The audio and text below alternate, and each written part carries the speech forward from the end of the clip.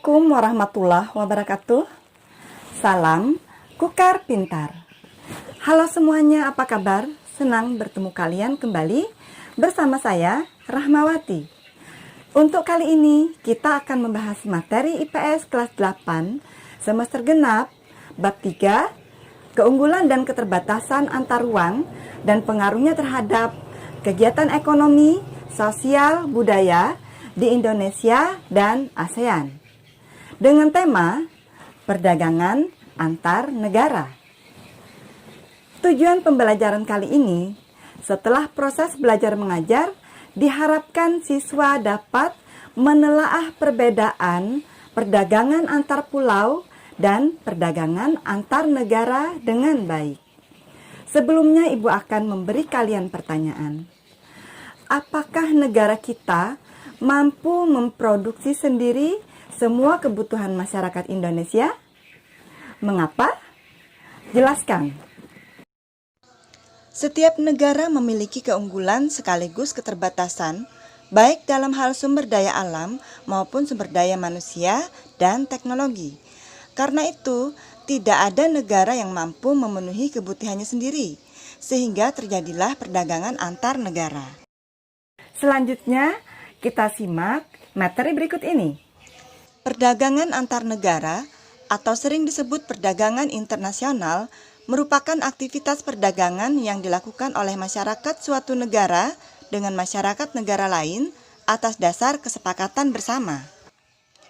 Ruang lingkup perdagangan antar negara atau perdagangan internasional, perpindahan barang dan jasa dari suatu negara ke negara yang lain, perpindahan modal melalui investasi asing dari luar negeri ke dalam negeri, perpindahan tenaga kerja dari suatu negara ke negara lain, perpindahan teknologi dengan mendirikan pabrik-pabrik di negara lain, dan penyampaian informasi tentang kepastian adanya bahan baku dan pangsa pasar.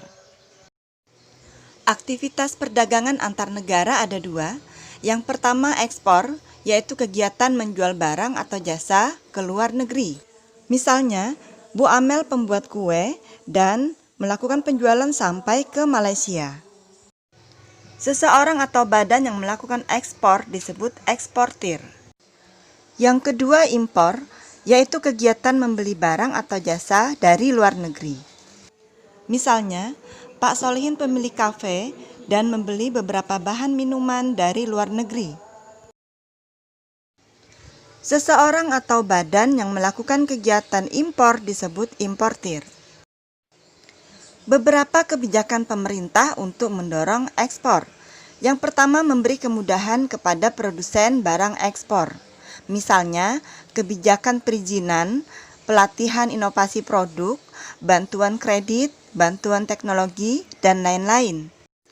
Yang kedua, menjaga kestabilan nilai tukar rupiah. Dengan kepastian nilai rupiah, para eksportir lebih mudah dalam menentukan harga produknya di pasar internasional.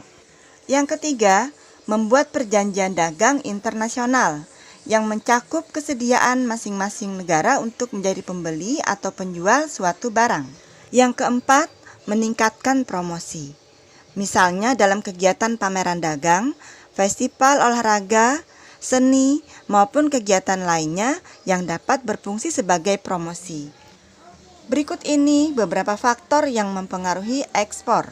Yang pertama, keadaan pasar luar negeri, terkait dengan jumlah permintaan dan penawaran yang akan mempengaruhi harga. Faktor selanjutnya, keuletan eksportir untuk menangkap peluang pasar. Di sini dia harus bisa memanfaatkan peluang pasar dan memiliki strategi pemasaran yang baik. Faktor ketiga, kondisi sosial, ekonomi, politik suatu negara. Ketiga bidang ini saling terkait dan jika ada ketidakstabilan salah satunya akan mempengaruhi bidang yang lain. Selanjutnya kita akan membahas manfaat perdagangan antar negara. Yang pertama, memperoleh keuntungan. Kedua, memperoleh barang yang tidak dapat diproduksi di dalam negeri. 3. Menjalin persahabatan antar negara. Dan keempat, transfer teknologi modern. Sekarang tentang faktor-faktor yang mendorong perdagangan antar negara. Yang pertama, untuk memenuhi kebutuhan barang dan jasa dalam negeri. Kedua, keinginan memperoleh keuntungan dan meningkatkan pendapatan negara. Tiga, adanya perbedaan kemampuan penguasaan ilmu, pengetahuan, dan teknologi dalam mengolah sumber daya ekonomi. Empat, adanya kelebihan produk dalam negeri sehingga perlu pasar baru untuk menjual produk tersebut. 5. Adanya perbedaan keadaan seperti sumber daya alam, iklim, tenaga kerja, budaya, dan jumlah penduduk yang menyebabkan adanya perbedaan hasil produksi dan adanya keterbatasan produksi. 6. Keinginan membuka kerjasama, hubungan politik, dan dukungan dari negara lain. 7. Terjadi era globalisasi sehingga tidak satu negara pun di dunia dapat hidup sendiri. Berikut perbedaan perdagangan antar pulau dengan perdagangan antar negara. Peluang perdagangan antar negara yang lebih luas dari perdagangan antar daerah. Adanya kedaulatan bangsa dan regulasi negara yang terdapat pada perdagangan antar negara, tapi tidak ada pada perdagangan daerah atau antar pulau. Dalam melakukan perdagangan antar negara, negara-negara menggunakan kurs tukar yang berbeda-beda. Selanjutnya, lembar kerja peserta didik. Kerjakan dalam kelompok untuk menjawab pertanyaan berikut. Selanjutnya, tugas individu. Apa yang harus dilakukan oleh pelaku ekonomi agar Indonesia mampu bersaing dalam perdagangan antar negara? Buatlah peta pikiran dan kembangkan dalam tulisan berupa narasi dengan sistematika, judul, pendahuluan, isi, penutup.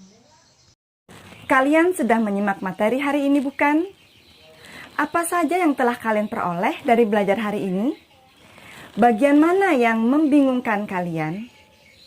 Jangan lupa belajar untuk materi selanjutnya tentang penguatan ekonomi maritim dan agrikultur di Indonesia. Perdagangan internasional merupakan salah satu faktor utama untuk meningkatkan devisa negara. Perdagangan internasional pun turut untuk mendorong kemajuan industrialisasi, kemajuan transportasi, globalisasi, bahkan kehadiran dari perusahaan multinasional. Demikianlah materi tentang perdagangan antar negara. Semoga bermanfaat dan Assalamualaikum warahmatullahi wabarakatuh. Salam Kukar Pintar. Sampai jumpa.